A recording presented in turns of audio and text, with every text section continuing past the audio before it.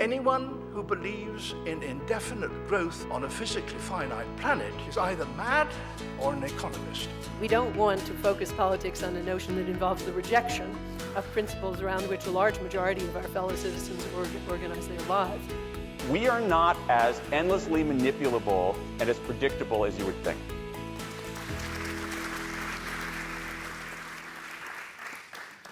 We're very grateful to the RSA for hosting a series of lectures designed to explore ideas which can shape a new political economy for the arts and culture in England.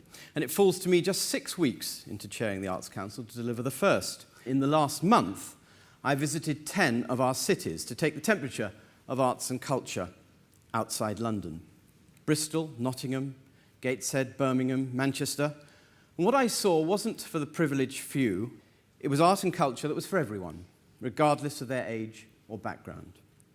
In my tour, I've seen some of the finest galleries in Europe: the Manchester Art Gallery, the Baltic in Gateshead, the Nottingham Contemporary. I've met people who produce some of our greatest music, from the Halle to the City of Birmingham Symphony Orchestra to the Sage.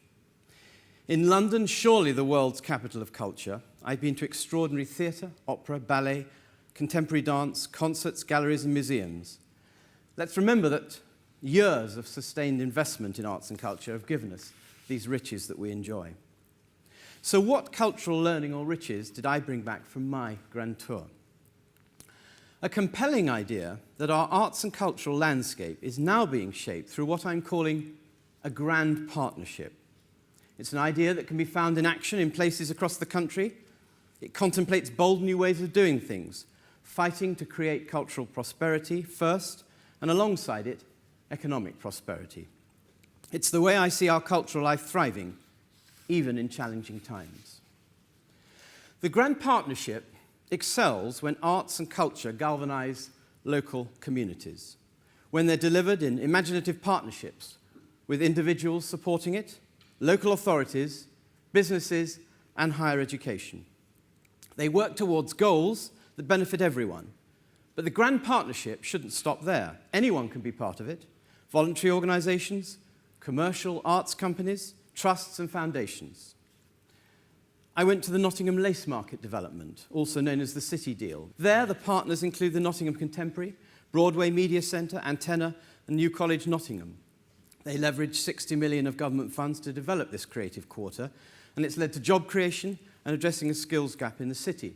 I sat down in the Nottingham Contemporary for a meeting with many of the partners in this enterprise, and the city councillor who came to that meeting wasn't the city councillor in charge of culture. It was the city councillor in charge of economic development. I found that extremely significant. I went to Newcastle and Gateshead, and just on the Newcastle side of the river, I visited Baltic 39. Now, Baltic 39 is a really interesting, innovative gallery. The partners there are the Baltic, Northumbria University, and Newcastle City Council. Baltic 39 provides an exhibition space, a sort of incubus for emerging talent. There are 30 permanent artist studios there, and it's an ideal place for university students to hone and refine their practice alongside professionals. You're beginning to get the idea, I think, of how the Grand Partnership works. In Derby, I discovered something else that I thought was really innovative. Derby University has taken over Derby Theatre to give it a new lease of life, not only as a live venue, but also as a training centre. That's a novel and enterprising idea. And one of the most inspiring visits I've made in the last 6 weeks was to the Turner Contemporary on the Kent coast. There, a partnership with the Arts Council, Thanet District Council, Kent County Council, and English Heritage has been a key driver in the regeneration of Margate's Old Town. The Old Town's now fully occupied, and the project is now moving on to the High Street. I met some of the new businesses that are clustering around it. I met some of the people who were unemployed who are now working in the gallery. And if you haven't been there, I suggest you go there and be inspired, because it is inspiring. And beyond local partnerships are new alliances which recognise the symbiosis between cultural health and economic wealth. The Arts Council and Visit England now have announced a partnership to boost cultural tourism in England. 3 million of Arts Council funding will help tourism partnerships develop cultural experiences and create targeted holiday packages emphasising culture. Now, it's been hinted to me by some friendly souls that it's art for art's sake, that we should forget all this stuff about the economy. Well, it's true, I didn't go to London Sinfonietta's recent Steve Reich concert at the Festival Hall to buy a Festival Hall ice cream or marvel at the tourists on South Bank. I went to enjoy his extraordinary variations on a theme by Radiohead.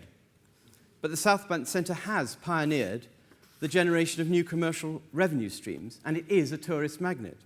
I didn't go to Ballet Boys, the Talent 2013 at Sadler's Wells last week to discuss how contemporary dance can give young people a completely new direction in life. I went to see some touching and lyrical choreography that will stay in my mind for a very long time.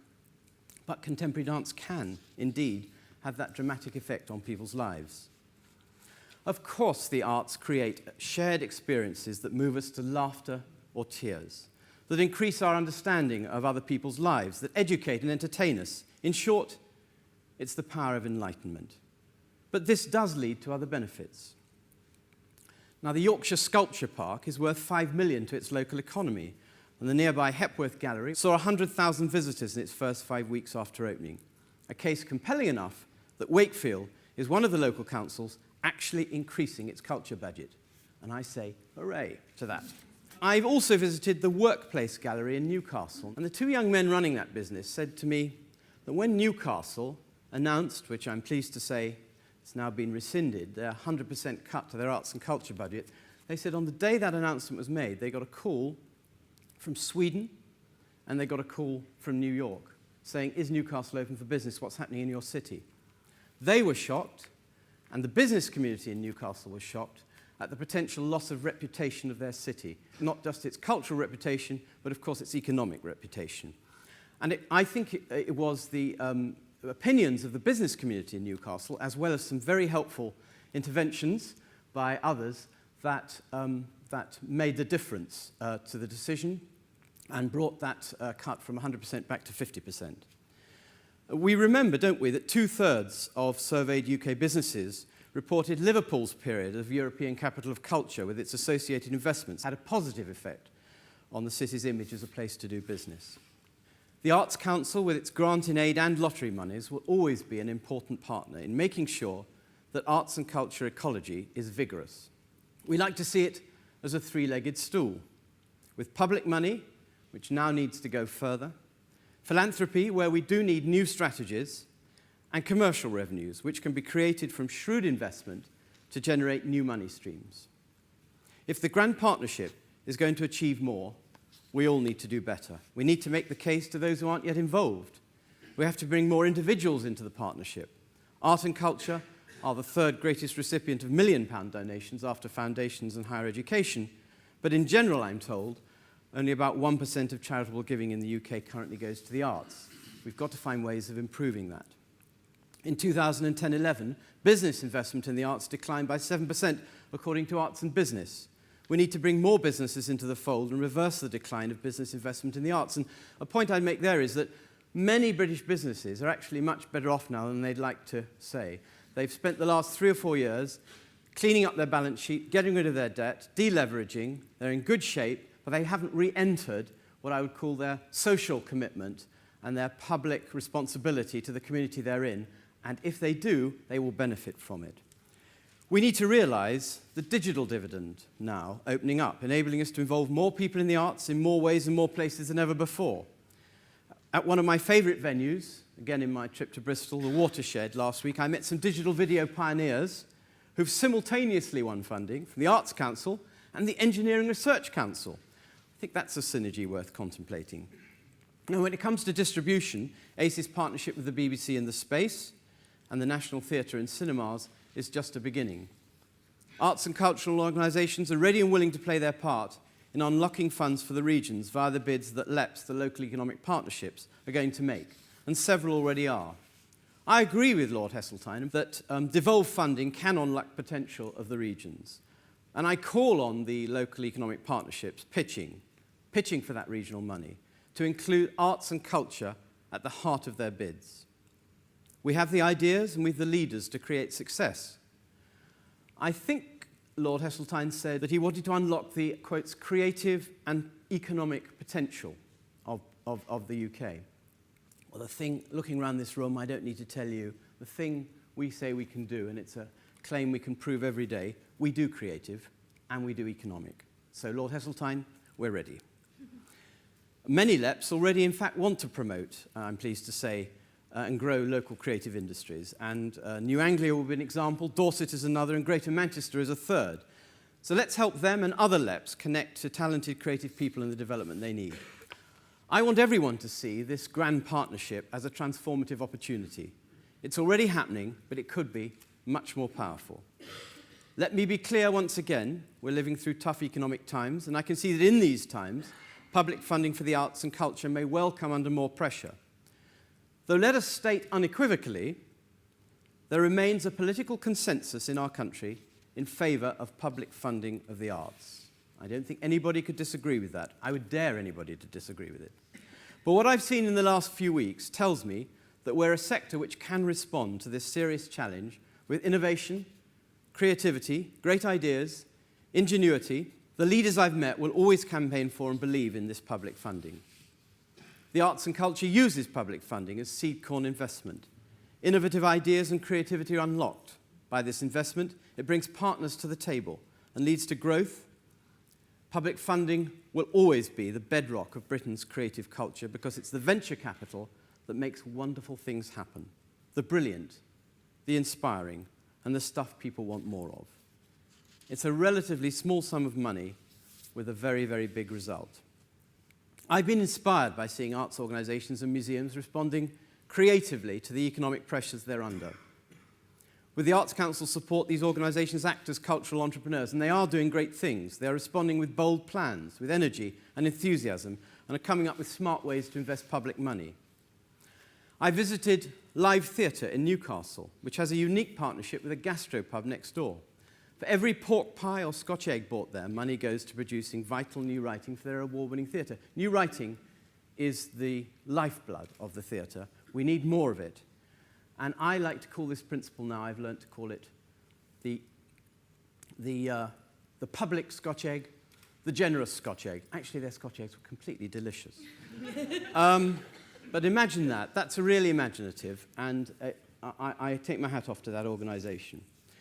We're seeing new partnerships that lead to new investments. Circus Space in East London raised more than 10 times their £5,000 fundraising target in their first year of their Catalyst Award, because they thought for the first time about who in their audience might also be a donor. 50 library services have clubbed together to operate a national books on prescription scheme with a small investment from the Arts Council. It's had widespread endorsements in the health sector, including from Department of Health and the Royal College of Psychiatry. They're all committed to a 3-year plan. In Cornwall, a holiday lettings agency is working with Miracle Theatre. They call them the perfect partner because Miracle's mission is to take arts to local communities. And as the company Classic Cottages know, many of their property owners across the southwest enjoy the arts, so it stands to reason that they'll find plenty of people in the audiences who may have a property of their own to let. You get the idea. Coming up with ideas that work, that bring new sources of income, isn't easy, I know. There'll be some ideas that fail, and some new models might lead to tight margins for some time. It is a harsh reality. But with the power of our ideas and creative commercial acumen, I'm confident we can keep the arts and culture changing lives. Commentators sometimes forget that every theatre, gallery, museum, orchestra, dance company is also a business led by clever, ambitious women and men. We should give them every bit of help we can. We know the arts enrich our lives. We've seen how they fire children's imaginations and make them more confident, how they help us understand the world about us, how they enlighten us, entertain us, and get to us emotionally. As long as they have excellence and innovation at their very heart and in their delivery, the arts can do these amazing things. So let's harness this incredible energy to forge a new grand partnership. In this way, we can demonstrate to everyone that the arts and culture do make a difference and should be invested in, valued, and cherished. Thank you very much.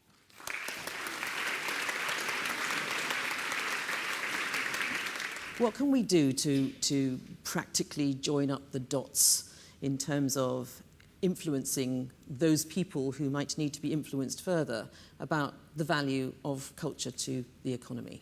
It's very complex because if you just talk about economics, you're rightly seen to be a Philistine. If you just talk about culture, you're not talking about all the values that come from putting in arts and culture. So it's a nuance, because you have to talk about both. If I take Your Old Manor, the Royal Shakespeare Company in Stratford, it has an economic benefit. I know that because when I did go to the All Black Julius Caesar last summer, I forgot to book a restaurant. I couldn't get into the theatre restaurant. I went to TripAdvisor, and the first 3 restaurants in the town that I fancied, I couldn't get into them either. It has an economic payback because of its vastly cultural payback as well. So it's both of those things, and that's a synergy. But it's a difficult one to get over to bean counters. Also, it's a difficult one to get over to the press. I mean, I think we lurch from kind of crisis story to crisis story. It's very hard to get traction and coverage on the stories that so many people want to say about the brilliant things that they're doing within their communities and the way they are connecting the dots. Yeah. How do we get this Well, out? look, I do think that's incredibly important. And I wasn't just indulging in rhetoric earlier. I did go to 10 cities. I met some extraordinary cultural leaders, people with very, very bold ideas, and people who are trying out new ways. If every story you ever read about the arts, and that's an exaggeration, but if many stories about the arts simply have this word cuts in the headline, it creates a sort of victim culture. Of course people must bang the drum for the arts. Of course people must campaign for the best funding they could possibly get for the arts. Of course, and that's fine. Everybody should fight their corner. But I met people who didn't come up to me the whole time just say, oh, cuts. Oh, that's it, cuts. These were really creative, innovative people. And, you know, partnerships, bringing in higher education into galleries and theatres. These are really dynamic, interesting ideas. So we all need to start looking at what's actually happening, and we need to start lauding those with these ideas and not simply going to what I would call the shorthand, the journalistic shorthand of cuts. Important issue, but there's a lot more besides. So we all have to drive that forward. It's a good point you've made. Why is it that some local authorities kind of get it and get what the real value is to a healthy creative economy in their region, and why is it that some of them just don't? It's one word, it's called leadership. If there is local authority leadership where people really believe in the value of arts and culture to their community, quality of life and the economy, both those things hand in hand, then you get really good things happening. So if you take Bristol at the moment, their new independent mayor is an architect. He came up with the tobacco factory, that marvellous arts development they've got there. And some really interesting things are going to happen in Bristol, and they've committed to, I think it's, I've got the number right, I think it's 1.8 million, might be 1.3, but anyway, to their arts budget for the next 12 months. That's leadership. And, you know, I think the single most important thing we can do, talking to local authorities, is find those individuals who are in leadership positions in the council who get it, and give them every assistance and every support to push the agenda for further forward. What about education? How can the Arts Council help us to keep this right up there, this idea that creative learning is a good thing? The one thing I'd say that I'm particularly taken by, and I think it's something we should, in all our contacts with the Department of Education, it's an idea we should push, which is school inspections, Ofsted inspections. One of their criteria should be, does a school have proper art, decent, fit-for-purpose arts and cultural education? It seems to me very simple, because we do understand the pressures on education and on schools, and we do understand that they'll do what they have to do, but not necessarily do other things they don't have to do. So let's make it something you have to do. But there are different ways of making it something you have to do, but it should be something you have to do. I couldn't agree with you more. I think this issue about, what is a good school, how does that get defined? We all know that arts and culture and creative learning, perhaps not just in arts subjects, is something that really helps children with attainment. But it's making sure that parents have the ability to be able to see that clearly in the reports from those schools would be extremely useful. Okay, so your Arts Council, you've been there 6 weeks. What do you want it to look like? What do you want it to be? If at the end of 4 years we had more people engaged in the arts and culture and more people supporting arts and culture, the two very simple points, then I'd be very happy. More people engaged in all sorts of ways, including the opportunity we have with digital to bring more arts to people in lots of new ways. More people supporting it, particularly because we found new strategies for increasing fundraising, philanthropy. More people engaged, more people supporting it. I'd be a happy person. Thank you very much for coming today. Thank you very much.